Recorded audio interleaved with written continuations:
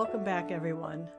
You're going to be hearing an interview today with Cindy Samora from Montana. And this is the first time we tried to do a remote interview, but because of computer problems on the other end, we weren't able to do it the way that we wanted to. But as in Benzo withdrawal, we had to improvise and just go with what we had. So with us on the computer here and her on speaker on my iPhone, we were able to do the computer. I hope you enjoy this interview because she's going to give you a lot of information because she certainly went through hell and came back on the other side, and she's healthy today. Enjoy the interview. Thank you. Today I'm interviewing Cindy Samora. She is one of my oldest Benzo friends. We first met online in 1998, and even though we have never met, we have been as close as two people can be. She even met my family when she was down in Florida. She was there helping a Benzo person and met my mother and sister. She was one of my original moderators in my support group. She started the first ever online petition to bring awareness to benzodiazepines, which is no longer available online, but there were some of the most painful stories of injury on that site. And for a few years, she ran her own Benzo Recovery Naturally group on Yahoo. She is also co-owner of a Facebook group called Souls Lost to Benzos, SSRIs, SNRIs, antidepressants, etc. In my interview with Cindy, I want people to hear and learn that even in the worst circumstances, you can still turn your health around and heal. Cindy, I am so grateful to have you on the podcast today, but before we get started, I want to just tell a quick little story. The first time Cindy and I ever spoke on the phone, I remember saying to her that she had to eat better because at the time her nutrition was terrible, and her response to me was, "Eat better? I can't even taste my food." She had no taste for food and had a metallic taste in her mouth. So going from there to where she is today, you will all learn that the body does heal. So Cindy, I'm going to basically turn this over to you because your story of being put on the drugs and high doses and cold turkeys and being off and back on is one I think people really need to hear. Thank you so much, Geraldine, for having me. I'm happy to share anything that might help any other victims of this terrible situation. So as you know, I was initially prescribed 10 milligrams of Valium in 1980, about 8 months after my son was born. In retrospect, I'm pretty sure that the problem I had, which was a complete loss of my appetite, was triggered by some hormonal change postpartum. But the doctor I sought help from decided to put me on a dose of diazepam, 10 milligrams, to help increase my appetite. When the 10 milligram dose didn't work, he repeatedly increased me by 10 milligrams until I finally was at a dose of 80 milligrams of Valium per day, approximately 18 months after my first appointment. I don't know why. I never felt any change in my body or anything, but when I sought help from a second doctor, that's when I learned the drug I was taking was actually Valium, and that the dose I was taking was high enough to tranquilize an elephant. That doctor at that time said to me, "I believe benzodiazepines are going to be the plague of our society. I'm going to do you a big favor today, Cindy, and get you off these meds." He proceeded to throw my bottle of pills into his trash can and sent me home with no Valium. I was confident in him. I was confident in his decision right up until about midnight that night when withdrawal began for me. It was very intense and continued to grow in intensity over the next 4 months that I had no Valium. I called the doctor's office daily. I landed in the emergency room on 2 occasions. Both times they wanted me to sign myself into the mental wing of the hospital, and both times I refused. Finally, the doctor agreed to have me come in and see him the second time, and on that occasion, he wrote me a prescription for 40 milligrams of Valium. It took about 7 days until I stabilized and felt almost normal again. I remained on that dose for the next 2 years, and then I made a move from New York State to North Carolina. The new doctor in North Carolina thought that the dose of 40 milligrams was entirely too high for a woman as small as I am, and decided that he could only prescribe a 10 milligram dose. From that point on, I went through doctors and interstate moves like faster than anybody could ever imagine. Different doctors, different theories. One doctor felt that I didn't really have anxiety or withdrawal, that what I had was underlying depression. And for that, he felt I needed Prozac and or Zoloft. That drug did not agree, and I was not able to take it. And that is when I became a living drug experiment. So I went through years and years of deteriorating health, multiple doctors, multiple theories, many medications, many tests, all of which seemed to come back normal in the early years. In 1992, I landed back in North Carolina on the coast and qualified for Medicaid for the first time in all the years that I had struggled. I thought that I was really going to be getting the help I needed at last because of the Medicaid, but it turned out that none of the doctors really understood anything about benzodiazepines, what they do to the body, and it was only through our sharing in your group and then mine and what we were learning from people in the UK and from Heather Ashton about the true nature of these drugs did we even begin to understand how detrimental they truly are to a person's health. From 92 to 97, I believe North Carolina Medicaid spent probably $1 million just on me, sending me from one doctor to another doctor, to this test, to that test, to the next test, to the next test. And there was nothing conclusive and no relief from my misery. In 1997, I made a decision to leave North Carolina, and 1 year later, I was able to do that, and I landed here in Montana. Once here, I found a naturopath who only works with energy testing, energy medication, and acupuncture. It was she who taught me how to eat correctly and how important it is to do that. I had to change my whole entire approach to food. I had to eliminate all toxic sources from my environment, from my diet, and as I did that, for the first time in the 19 years I was sick, I started to feel better. She gave me homeopathic remedies to treat candida, to treat parasites, other underlying conditions, and I improved a little more. Over a period of 7 months in her care, diet changes, the homeopathy, the acupuncture, little by little, I gained my strength.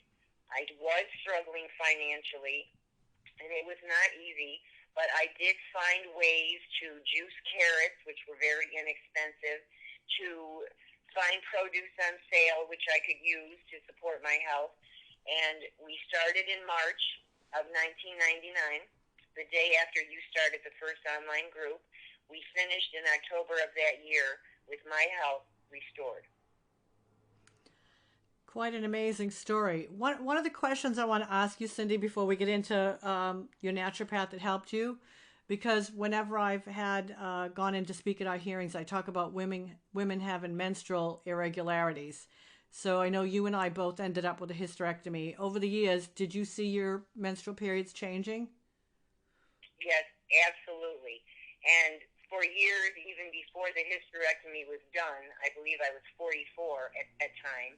So I was about 17 years into the nightmare when the hysterectomy happened. Everything to do with my hormones, my cycle, was completely haywire. Right. And each time I talked to the doctors about that, they would not believe there was any connection between that issue and the medication. Right. But there most definitely was. Right. And then you and I, neither one of us ended up taking hormones. I only had a partial hysterectomy, but I believe, if I remember right, you had a full hysterectomy. Yes, I did. Yeah. And I woke up from the surgery with a big patch on my belly. I asked what the patch was for, and the surgeon told me it was my hormone replacement therapy patch that I was going to have to use for the rest of my life. But I had a very bad reaction to that and to a series of other hormones they tried to give me after that.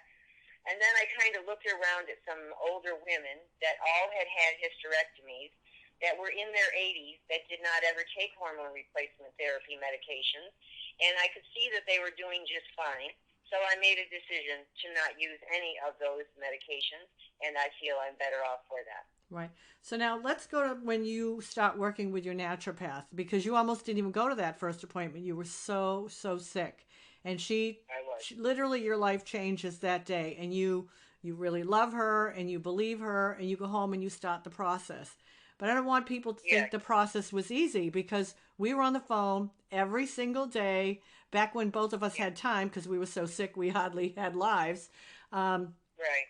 and every day, so you were struggling and doing what you had to do. And I remember the first time you were able to walk out to the mailbox. So why don't you just let people know, even in poverty, because at one point you became homeless, and had to Yes. still, you were still able to maintain eating healthy. What did Well, what so Yeah. as you know, I did try to get disability on 3 occasions because I was so deathly ill. On all 3 occasions, my application was denied. In the final letter from Social Security, they said to me, even though you have chronic fatigue, rheumatoid arthritis, at the time I was diagnosed with cancer as well, that was on the list. I had insomnia, I had Crohn's, I was diagnosed with Crohn's, irritable bowel, diverticulosis. Even though you have all of the following conditions, we still feel that you're capable of some kind of work.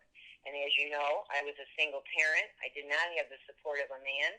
Until sometime after I arrived in Montana, I was fortunate to meet someone who was willing to be helpful to myself and my daughter. But his profession wasn't really making that much money either. So there was also the financial challenge that I wanted to comply always with the advice of my naturopath, but financially it was a really big challenge to do that. And it was also very overwhelming to change that many aspects of my life when I was so horribly sick and completely exhausted. But I felt that if I gave it my all, I tried my best to do all the things she advised me to do, I would know for sure, one way or the other, if her advice was going to help me or not. And that if I did not comply, didn't try my hardest, I would never really know if what she was saying, which honestly made perfect sense to me, would help me or not. Right. So even through the hardest of times, with a lot of support from you on a daily basis, I might add, um, I just kept trying to do as good as I could to deliver more nutrition to my body when I ate and to avoid anything that could be harmful to my health: sugar, dairy, pork products, the whole gamut of grains, to give my gut a chance to heal so I could absorb the nutrients. And little by little, my efforts paid off. Right. So one of the things I remember she did was, when you went to her, you were down to a smaller amount of Valium, but she just took you off, and you were trying to explain to her about benzodiazepine, and she said, "I don't need to know about them. I know how to heal the body." So off you went cold turkey. Now this wasn't your first cold turkey, because other doctors had cold turkeyed you in the past. And again, you Yes, trusted her. But I want people to know it wasn't easy. It wasn't like, oh, you started to eat and got healthy, healthy, healthy. There were times of, when you were in yeah, tears. I remember one time when you called and you were in so much pain and crying so bad that you couldn't do it any longer. And I said, there's no going back. You have to keep going. And shortly thereafter, it broke, because there is that process of getting better. It's not always easy. yeah. Do you remember that? Well, yes, I do. And I remember that through the months of working with her, I endured several, what we call healing crises. That as the body is trying to restore balance to itself, it goes through some really uncomfortable phases that make you think you're getting worse when in reality it's just part of the process of the body healing. But after so many years of being so sick from the Valium and other medications, the last thing I wanted was to do anything that would make me sicker. So there was a little fear as I went through the healing crisis, but I was very fortunate to have her available to assure me and reassure me that it actually was part of the process, and you both encouraged me to keep going. And towards the end of my work with her, as you may recall, I agreed to do the master cleanse, to do a very, very deep cleansing detox. And I believe that was one of the major turning points. I felt like that cleanse really rid my body of a lot of accumulated toxins and poisons. And when I got through it, I really felt almost restored, except for the problems I was still having in my head, the pressure, the jaws, the sinuses, the vision, and it turned out when she tested me about the head issues that I had a very bad root canal. She advised me to have that removed, and shortly after it was removed, all of the problems in my head cleared up. It's funny. I was going to bring up the dental. Yeah. And it was like 5 minutes after he pulled that tooth, right? 5 minutes, your head cleared. Well, I was maybe an hour away from the dental office. The Novocaine had not completely worn off yet, when I could tell already that all of this madness I've been feeling in my head for all these years was no longer there. And honestly, I was so overjoyed, so relieved that I started crying in the car. My friend pulled the car to the side of the road, worried that something was wrong, and asked me, what's the matter? What's wrong? And I said to him, for the first time in 19 years, it feels like there's nothing wrong with my entire being. It was a very, very happy day.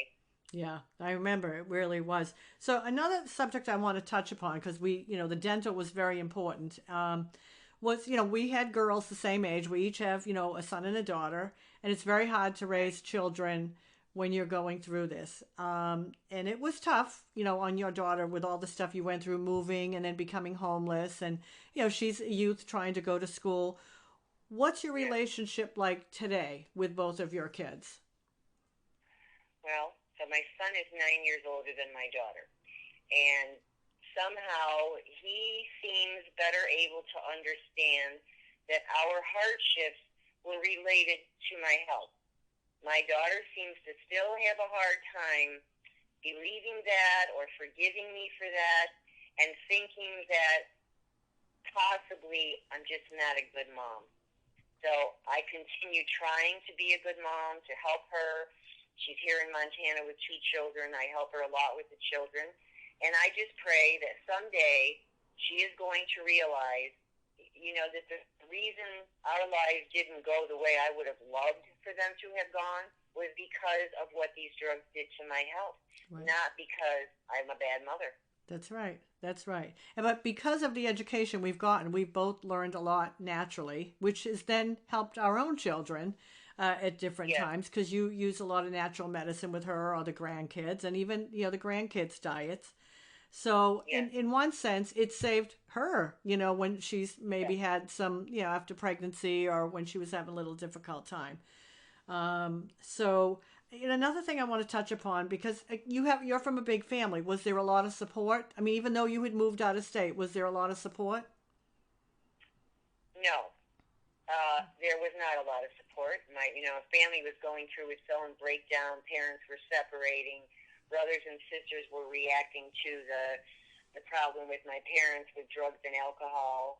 And I think because of their own lifestyle choices, they tended to believe that I had played with my medicine, taken it irresponsibly,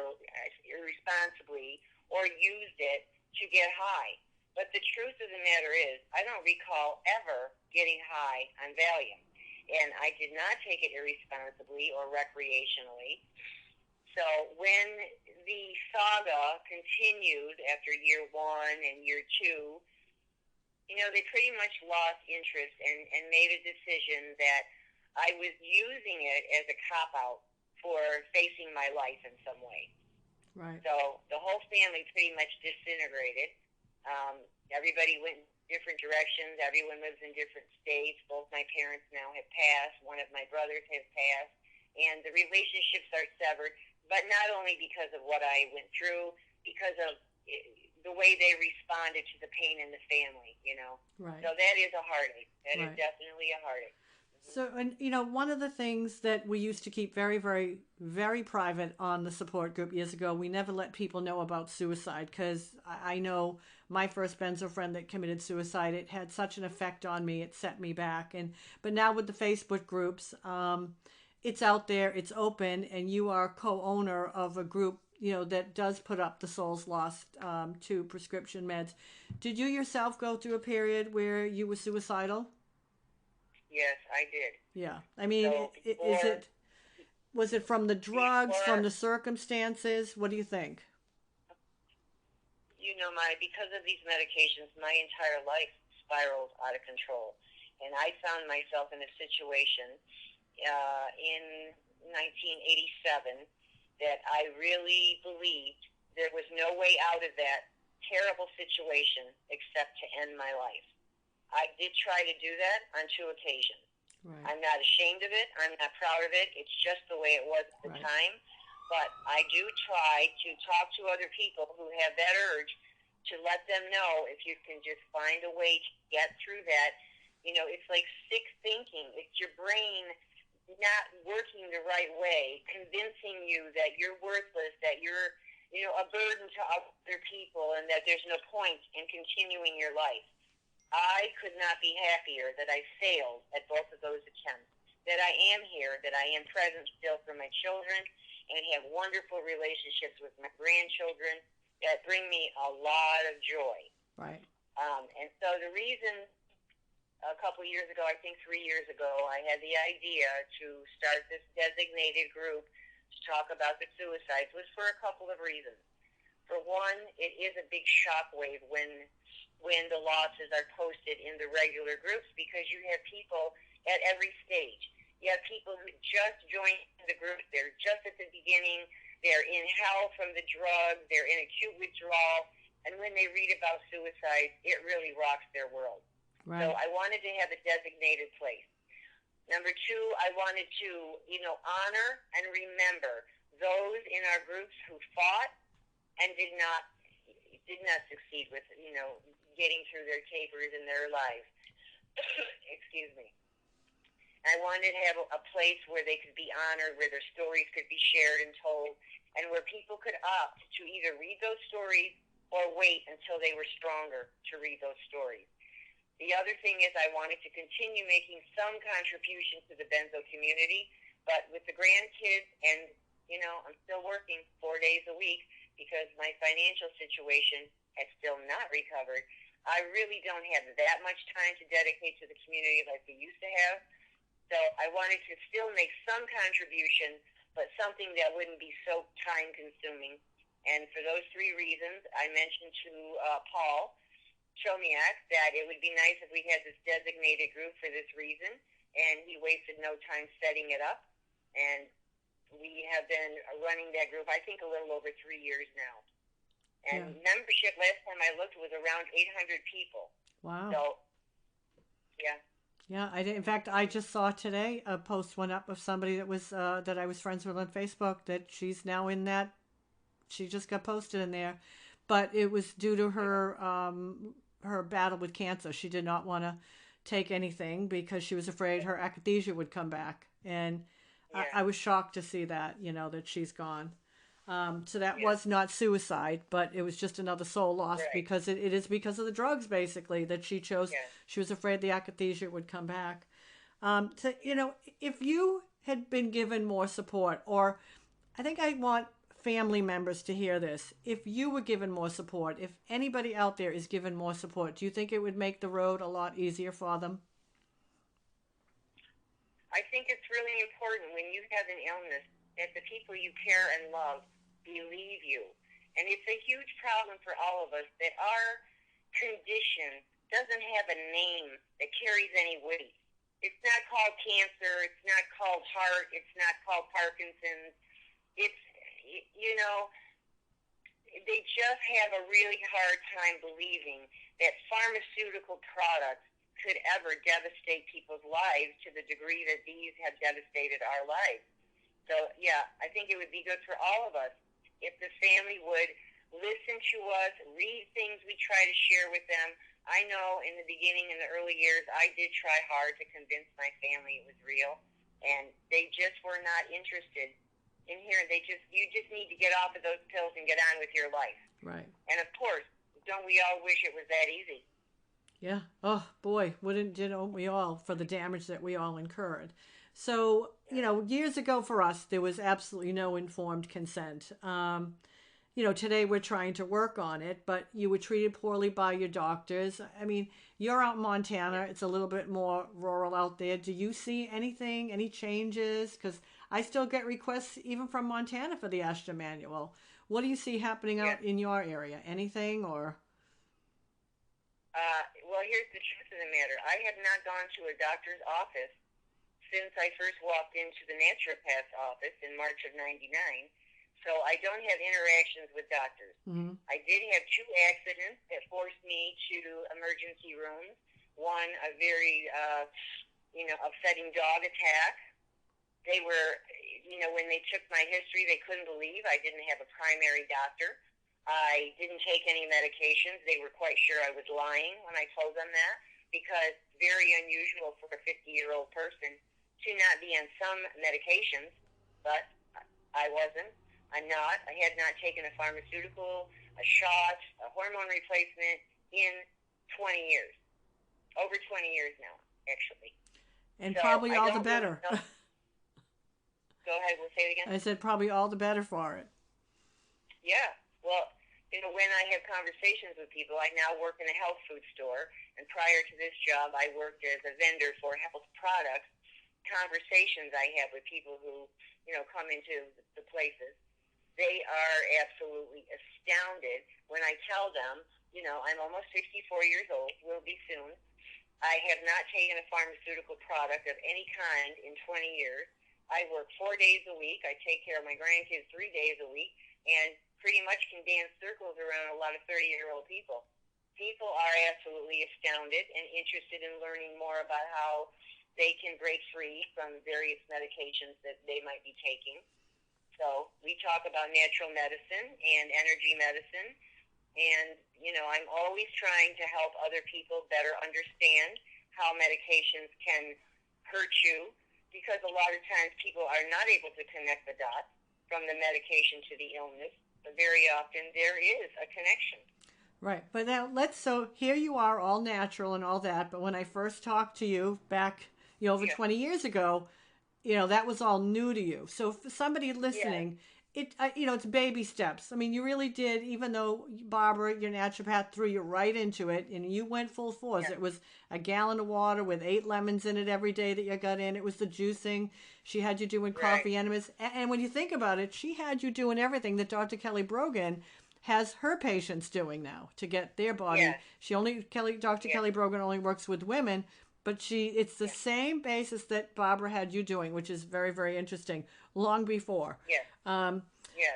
But what would you tell somebody who's just listening? Would you tell them start off slow? Because you had Barbara, and nobody's ever going to find another Barbara. She was fantastic. Where would you start? Where would you tell someone to start? I would say, it's just to start developing an awareness of what you're putting in your mouth and if it is beneficial or detrimental. So if you're using sugar, that's detrimental. I'm not saying discontinue use of it entirely, but can we look at a way to also get some honey in there and less sugar? Little by little, get the sugar out, get more honey in. Honey is very beneficial to the health. When you remove the dairy, the cow's milk is not beneficial to our health. We've seen enough studies on that. I went to the store and I bought alternative milk. I tried almond milk, I tried oat milk, I tried rice milk. I settled on rice milk, and I have pretty much used rice milk ever since. I don't use much milk, but when I do, it's not cow's milk. So little by little, I started to buy organic eggs instead of commercial eggs. I started to buy organic chickens instead of commercial chickens. Little by little. As I pushed out all the wheat products, I introduced the sprouted grain products. Little by little. She told me, I don't want you to go home and throw anything away. I just want you to finish using whatever kind you have now, and then look for something that will be more beneficial for you to eat next time. I want you to really look at fruit and start bringing home any kind we did work with the Eat Right for Your Blood Type plan, so I tried to use those shopping lists to introduce more fruit and vegetables into my life, and I made those changes little by little. The water, I virtually literally never drank water until she told me I needed to start doing that, because part of the problem was that I was dehydrated. I was malnourished. I did have gut issues. I was not absorbing nutrients. I was not assimilating. I was not eliminating. And little by little, as I made the changes she advised me to make, all of these other things started to improve. So I, at this point, 20 years later, would say that the food, what you eat, is the most important aspect of your health, and please try to make that your number one priority. Okay, very good. So you were cold turkey a couple of times, but in the end, when you work with Barbara, again, you were cold turkey. So basically online, we're all big believers on, building the body up in a slow taper. But in your case, Right. you still recovered, even being kindled and in the end being cold turkeyed. So I just want people to know it's possible. You are going to be 64 the end of this month. We're in October. Right. I'll be 65. We are two people that still take no pharmaceutical drugs, which again, I know it's Right. very shocking when I do go for yearly now just to make my kids happy. And when I fell and broke my pelvis, obviously I had to be in the hospital and then home, but they can't believe I take no meds. So, but you are healthy today. So when people get scared, oh, I've been kindled, I'm not going to heal, you healed. You're very healthy today.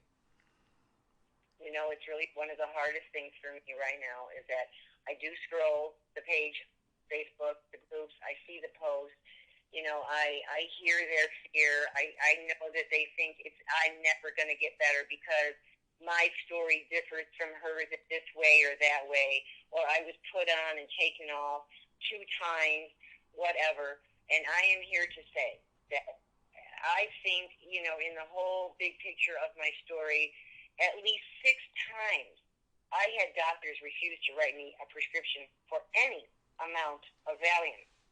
Other times I go in already at a certain amount. I've just made a move to another state, go to the new doctor. He doesn't agree. He thinks I should only take 10 milligrams. So I did go through, a lot of raise the dose, lower the dose, discontinue the dose, try another drug, add this pill, and yet I did still recover. And Right. again, I'm going to say the most important part was the food. Right. So I think it's, your story is a story of hope. I don't care what's happened to somebody. And again, it's not just benzos. You were multi-drugged at different points too, like I was. So it's important that people know that you did heal. Are there any last words you'd like to say to anybody, to everybody that's listening? I would like to say that although I'm not a religious person, I was at the end of my rope by 96, 97 in North Carolina, and I really kept praying that God would show me the right way to go, give me the guidance I needed to find some practitioner somewhere who could help me get through this illness. And my prayer for everybody in the groups that's suffering is the same thing, that they will find the bits of information, they will find the guidance, the books, the manuals, whatever it is that they specifically need to help them recover. That is my prayer, that they will all find what they need and they will get through this and recover their own health. Oh, thank you, Cindy. And that they will never, one more thing important, Geraldine, is that they don't take for granted the fact that now, when you started that first group, it was like a lifesaver to the first many members of your group who had never even been validated as far as, we all thought on our own that it was the drugs that had done this to us, but we had no one to validate that until you got us together in the first group.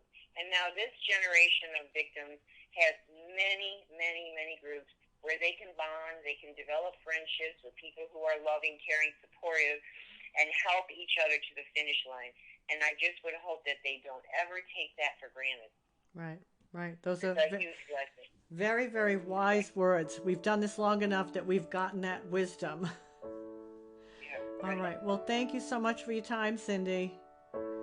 Thank you, Geraldine, for everything. All right. Talk to you later. Bye. All right.